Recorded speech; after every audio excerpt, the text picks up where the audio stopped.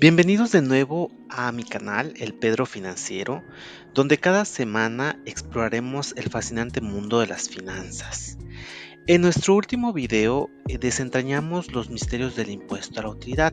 Bueno, nos centramos en el impuesto causado. Hoy, antes de sumergirnos aún más en este tema tan importante, vamos a cubrir algunas generalidades esenciales que todos deberíamos de conocer. Así que prepárense para obtener información valiosísima que les ayudará a comprender mejor el complejo entramado del impuesto a la utilidad. Así que si aún no lo has hecho, suscríbete, activa la campanita, comparte el video y acompáñanos en este viaje financiero. Comencemos.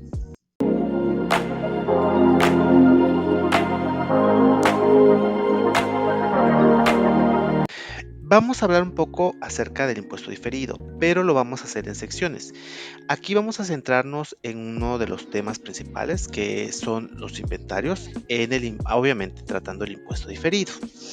Posteriormente vamos a hablar también de otras situaciones en las que pudiera surgir unas diferencias que más adelante vamos a explicar que son las diferencias que se llaman diferencias temporales, pero estas también surgirían cuando se hacen pagos anticipados, cuando se habla de activos fijos y por supuesto cuando se habla de ingresos. Esas diferencias temporales es las diferencias que surgen entre la técnica contable con la legislación, en este caso la mexicana. ¿Ok? Entonces vamos a hacerlo por bloques. En cada uno de los bloques que vayamos viendo, ahorita vamos a ver generalidades, pero en cada uno de los bloques vamos a tratar de hacerlo práctico para que se pueda ver cómo aplica la diferencia temporal o cómo surge en inventarios, en pagos anticipados, etcétera. Entonces, para empezar vamos a hablar de algunas generalidades que me gustaría tomar, muy importantes.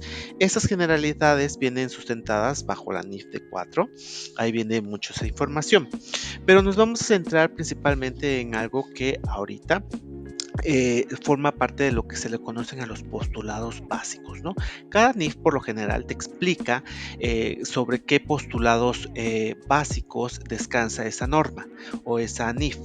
En este caso nos dice, por ejemplo, las generalidades que esta NIF se sustenta en lo que sería la sustancia económica, la devengación contable, la asociación de costos y gastos con ingresos y la evaluación. Cuando hablamos de sustancia económica, por lo general nos suena muy raro, pero ¿cómo podríamos interpretarlo? Bueno, podría ser de la forma en la que eh, la sustancia económica debe de prevalecer en la naturaleza de la operación sobre su forma jurídica. Un ejemplo, ¿no? Supongamos que pasa mucho con el tema de arrendamiento operativo versus el arrendamiento financiero. Hay mucha diferencia. Pero, por ejemplo, si una empresa alquila una impresora por un año solo para imprimir documentos, se considera un arrendamiento operativo, ya que la sustancia económica es el uso temporal del equipo. Punto. En cambio, si la empresa alquila una impresora a largo plazo con la intención de adquirirla al final del contrato, se clasifica como un arrendamiento financiero debido a su sustancia económica de la adquisición a largo plazo. Ahí es donde tenemos que analizar cuál es la sustancia económica de dicha operación. Luego por ahí tenemos el tema de la devengación contable. ¿Qué podría ser un ejemplo de esto? Supongamos en el tema de los ingresos que se hacen por servicios. Una empresa o una persona presta un servicio a un cliente a lo largo de un mes, por ejemplo, pero la factura se emite al final del periodo. Para reflejar adecuadamente los ingresos devengados, la empresa contabiliza los ingresos mensuales a medida que presta los servicios, independientemente del momento del pago. Obviamente en el asiento pues ya generaría una cuenta por cobrar, pero tú tienes que registrar el ingreso sí o sí. Asociación de costos y gastos con los ingresos. Por ejemplo, en la venta de productos, si una empresa vende productos, los costos asociados como la materia prima, la mano de obra directa, deben asociarse con los ingresos generados por esas ventas. Eso significa que los costos se reconocen en el mismo periodo en el que se generan los ingresos, siguiendo el principio de correlación, o sea, están relacionados. Hay ingresos, hay costos. Y finalmente tenemos el tema de la evaluación. Básicamente aquí en la NIF nos dice hay que asignarle un valor monetario a las partidas, ¿no? Por ejemplo, el inventario, la evaluación hay que hacer la evaluación de las existencias. Esto implica asignar un valor a los bienes almacenados. Si una empresa utiliza el método de costo promedio ponderado, más adelante vamos a hablar de qué se trata el método de costo promedio. La evaluación implica calcular el costo promedio de los productos disponibles para la venta. ¿Okay? Deben de tener un valor monetario. Y con eso digamos que se consagra el tema de la sustancia económica, la devengación contable, la asociación de costos y gastos con ingresos y la evaluación. Esa es la primera parte. Por ahí tenemos luego otras definiciones muy importantes que también vienen dentro del libro de las NIF. El primero es obviamente el impuesto diferido. ¿Qué es, no? La NIF nos dice que el impuesto diferido es el impuesto a cargo o a favor de la entidad. A cargo quiere decir que lo debe. A favor que está, pues sí, a su favor que a él le deben, a la empresa le deben pago de más. Atribuible a la utilidad del periodo contable que surge de las diferencias temporales. Más adelante vamos a hablar de las diferencias temporales. También las pérdidas fiscales, cuando por ejemplo en lugar de tener utilidades un resultado fiscal positivo, tienes un resultado fiscal negativo. O los créditos fiscales, no sé, cuando por ejemplo pues el gobierno decide eh, no premiar, pero sí dar beneficios a las empresas que invierten en algún sector económico importante y ya con eso digamos que tú generas un crédito fiscal o bueno, el gobierno te lo genera prácticamente indirectamente. Entonces eso se reconocería como un crédito fiscal que posteriormente tú puedes llevar contra tus impuestos de ese momento. Luego tenemos que también nos menciona que este impuesto se devenga. Bueno, luego, siguiendo en el mismo texto, este impuesto se devenga en un periodo contable en el cual se reconoce y se realiza en otro. Es decir, siempre va a haber una diferencia temporal que genere este tipo de movimientos, lo cual ocurre cuando se revierten las diferencias temporales, se amortizan las pérdidas fiscales o se utilizan los créditos fiscales. ¿Okay? Entonces van a surgir sí o sí si estamos dentro de esta dinámica. ¿Okay? Diferencia temporal, ¿qué es lo que nos dice la norma? Que la diferencia temporal es la diferencia entre el valor contable de un activo o de un pasivo y su valor fiscal. Y que a la vez puede ser deducible o acumulable para efectos fiscales en el futuro. Esa es la diferencia temporal.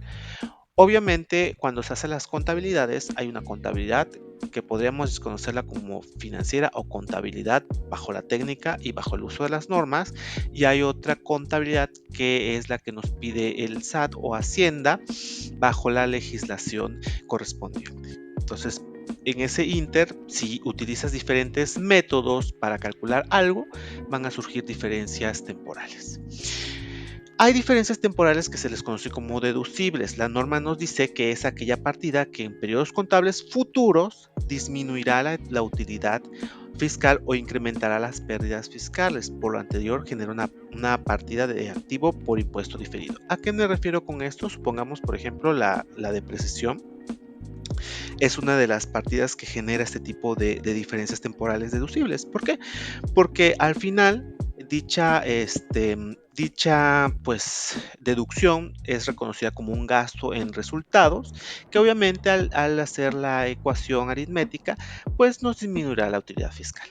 O bien, si tuvimos pérdidas, pues nos va a incrementar las pérdidas fiscales, ¿no? Entonces nos genera una partida de activo por impuesto diferido, o sea que va a estar a favor de nosotros. Hay otra que se llama la diferencia temporal acumulable. Acá nos dice que es aquella partida que en periodos contables futuros incrementará la utilidad fiscal o disminuirá las pérdidas fiscales. Por lo anterior, genera una partida de pasivo por impuesto diferido. ¿Okay? En periodos contables futuros incrementará la utilidad fiscal. ¿Qué quiere decir esto? Que obviamente si tú tienes ventas, incrementarán en el futuro, o si tú tienes una cuenta, por ejemplo, por cobrar a un cliente, en el futuro pues tú cobrarás esa cuenta y obviamente te generará una diferencia temporal cuando la reconozcas, ¿no? Cuando te venga el ingreso. Entonces ahí podríamos decir que incrementará tu utilidad fiscal o disminuirá tus pérdidas fiscales, ¿no? Entonces nos generará un pasivo, es decir, que lo vamos a terminar pagando. Pasivo por impuesto diferido. Aquí nos dice que es un impuesto a la utilidad pagadero en periodos contables futuros derivado de diferencias temporales acumulables. Todo lo que sea acumulables es algo que, digamos, nos va a generar para que nosotros lo paguemos. Es decir, un pasivo por impuesto diferido. Al revés, un activo por impuesto diferido es un impuesto a la utilidad recuperable en periodos contables futuros originados de diferencias temporales deducibles, de pérdidas fiscales por amortizar o créditos fiscales. Es decir, como les comenté, la depreciación es una de las partidas que nos genera esa diferencia temporal y nos genera un activo. Luego nos dice que al concepto que le vamos a dar de tasa de impuesto diferido, nos dice o nos menciona que es la tasa promulgada o sustancialmente promulgada en las disposiciones fiscales a la fecha de los estados financieros. Y según se prevé, es la tasa que se utilizará para el cálculo de impuesto que se causará en la fecha de reversión, ¿no? De las diferencias temporales o en su caso de la amortización de las pérdidas fiscales. ¿Qué nos está diciendo esto? Que es la tasa oficial que nos cobran de impuestos. En nuestro país es el 30%. Si en dado caso hay un proyecto que manda el presidente o un decreto de ley que manda el presidente o que publica el presidente y que ya está promulgado, aunque no esté, digamos que vigente, porque muchas veces los decretos o las disposiciones legales legislativas tardan en hacer efecto, pero ya está promulgada, es decir, ya pasó los filtros, tenemos que tomar en cuenta esa nueva tasa. En este caso no ha pasado, ya tiene un buen que llevamos con el 30% y por el momento es el 30%. Hasta ahorita no hemos escuchado específicamente que vayan a subir este impuesto. Luego venimos con la metodología para la determinación del impuesto a la utilidad. De acuerdo a la NIF D4, el impuesto diferido debe determinarse sobre las diferencias temporales, las pérdidas fiscales y los créditos fiscales desde el reconocimiento inicial de dichas partidas y al final de cada periodo. Continúa diciéndonos que la determinación del impuesto diferido derivado de diferencias temporales debe llevarse a cabo utilizando el método de activos y pasivos. Más adelante vamos a ver de qué se trata este método. Eso lo vamos a ver ya como que en un caso integrador, pero está interesante. Luego nos trasladamos un poquito a la NIF C4. La NIF C4 nos habla de prácticamente los inventarios, ¿verdad? Entonces, en esta NIF nos dice, por ejemplo, que hay determinación de costos de inventario, ¿no? Ellos plantean 3 para el costo de los inventarios en general.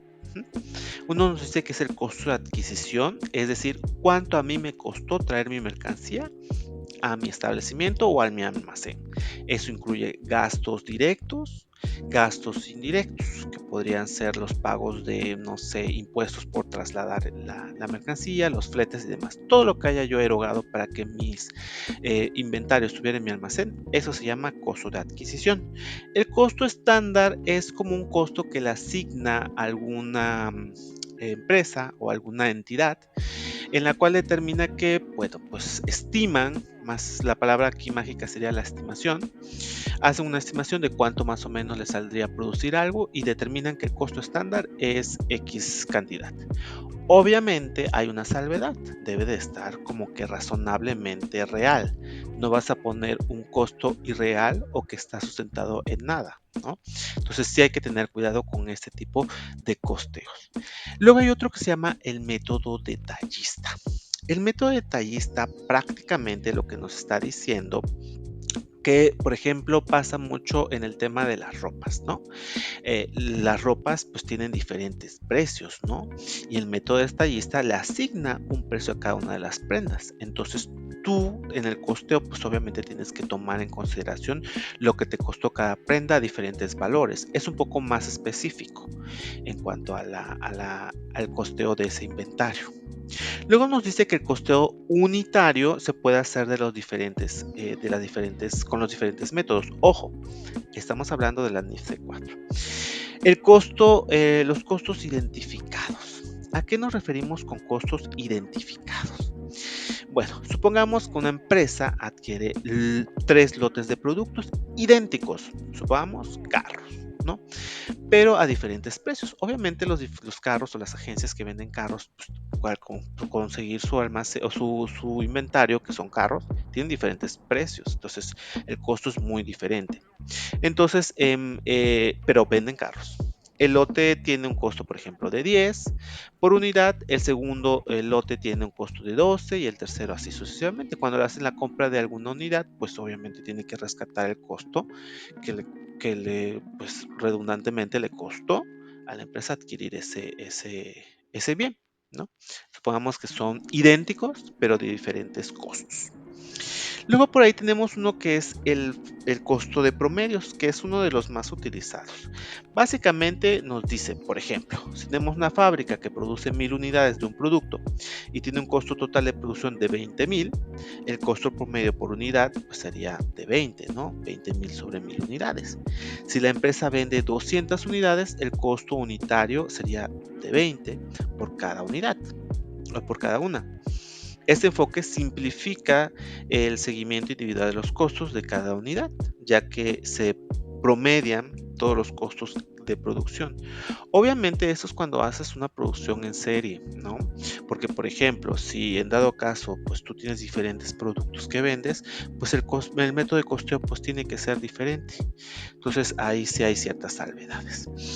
Luego tenemos el famoso PEPS, que son primeras entradas, primeras salidas. Esta básicamente nos dice que respetes el precio del producto, el primero que tú metiste a tu almacén, que es el primero que va a salir, al precio, al costo al que adquiriste ese inventario o ese producto.